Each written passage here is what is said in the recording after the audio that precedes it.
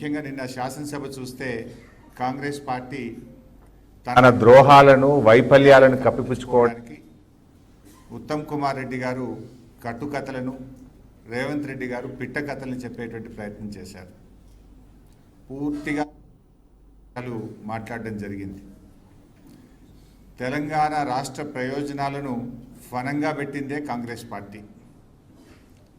అయితే కాంగ్రెస్ చేసిన ద్రోహాన్ని, మోసాన్ని సరిదిద్ది తెలంగాణకు శాశ్వత నీటి హక్కులు కాపాడే విధంగా, నీటి హక్కులు పొందే విధంగా ప్రాజెక్టులు నిర్మించిన చరిత్ర బీఆర్ఎస్ పార్టీది.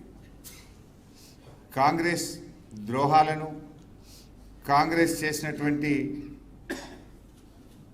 తప్పులను, నిన్న శాసనసభలో వాళ్ళు మాట్లాడినటువంటి అబద్ధాలను ఇలా తెలంగాణ నీటి హక్కులు కాపాడడానికి గౌరవనీయులు తొలి ముఖ్యమంత్రి కేసీఆర్ గారు చేసినటువంటి కృషిని నేను ఇప్పుడు నా ప్రజెంటేషన్లో చూపిస్తాను. నేను ఈ పీపీటీ రాజకీయాల కోసం కాదు, ఎందుకంటే రాజకీయాలంటే పదవులు, రాజకీయాలంటే ఇలా పదవుల కోసం పోరాడేటువంటి, ఆరాటపడేటువంటి రోజులు చూస్తూ ఉన్నాం. కానీ మా కేసీఆర్ గారు నేర్పింది రాజకీయాలంటే పదవులు కాదు, రాష్ట్రం, రాజకీయాలంటే ప్రజలు, ప్రజల సంక్షేమం అనేది మాకు నేర్పించారు. ఈరోజు పదవులు అశాశ్వతమైనటువంటివి, ప్రజలు, వారి ప్రయోజనాలు, ఈ రాష్ట్రమే శాశ్వతం అనేటువంటి సత్యాన్ని నమ్మి నేను ఈరోజు ఈ పీపీటీని మీ ముందు పెడతా ఉన్నాను. ఇది పూర్తి నిబద్ధతతో, తగిన సాక్ష్యాధారాలతో సాధికారికంగా వివరిస్తున్నటువంటి పీపీటీ ఈ పీపీటీ. మరి ఈరోజు అసలు తెలంగాణ రాష్ట్రం ఆనాడు 1956 కంటే ముందు హైదరాబాద్ రాష్ట్రంగా తెలంగాణ ఉండేది. ఉన్న రాష్ట్రాన్ని ఆంధ్రాలో, ఆంధ్రప్రదేశ్తో కలిపిన పార్టీయే కాంగ్రెస్ పార్టీ. మొదటి ఎస్ఆర్సి తెలంగాణను సొంత రాష్ట్రంగా ఉంచాలని ఫజల్ అలీ కమిషన్ స్పష్టంగా చెప్పినా కూడా ఆనాడు తెలంగాణను ఆంధ్రప్రదేశ్లో కలిపి మరణ శాసనం రాసిన పార్టీ కాంగ్రెస్ పార్టీ. 1969 తెలంగాణ తొలి ఉద్యమంలో 369 మందిని కాల్చి చంపిన పార్టీ కాంగ్రెస్ పార్టీ.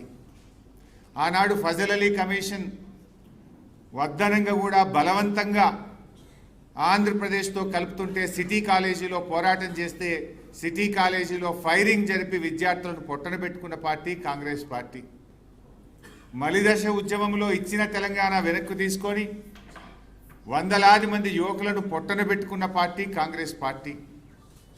ఆనాడు ఫజల్ అలీ కమిషన్ రాష్ట్రాన్ని కలపొద్దని చెప్తూనే ఒకవేళ కలిపితే 174 టీఎంసీల నీటి వినియోగం లక్ష్యంగా అప్పర్ కృష్ణ, తుంగభద్ర ఎడమ కాలువ, భీమా వంటి ప్రాజెక్టులను రద్దు చేయొద్దని, ఆ ప్రాజెక్టులను కొనసాగించాలని చాలా స్పష్టంగా ఫజల్ అలీ కమిషన్ రికమెండ్ చేస్తే ఆనాడు ఆ ప్రాజెక్టులను రద్దు చేసి పాలమూరు జిల్లాలను వలసల జిల్లాగా మార్చింది కాంగ్రెస్ పార్టీ.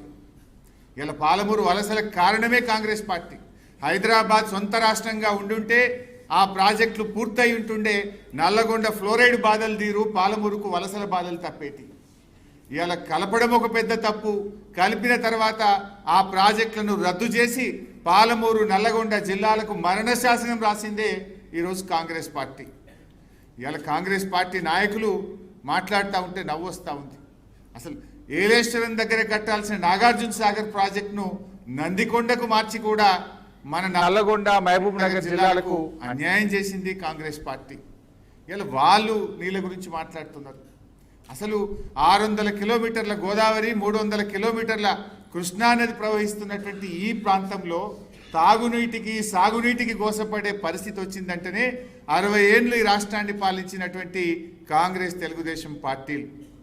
ఇవాళ గోదావరిలో మన పరివాహక ప్రాంతం 79% ఉంటే కాంగ్రెస్, తెలుగుదేశం పాలనలో మనకు దక్కింది 15%. కృష్ణా పరివాహక ప్రాంతం దాదాపు 69% ఉంటే మనకు దక్కింది 34%. కానీ వాస్తవ వినియోగం అయితే కృష్ణాలో రాష్ట్రం ఏర్పడ్డ నాడు కేవలం 15% మాత్రమే ఉండేది. ఈ రకంగా కాంగ్రెస్ పార్టీ అసలు రాష్ట్ర విభజనలో కూడా సెక్షన్ 84ను పెట్టి నీళ్ల పంపకాలు చేయాలని చెప్పి మనకు అన్యాయం చేసింది కూడా కాంగ్రెస్ పార్టీయే.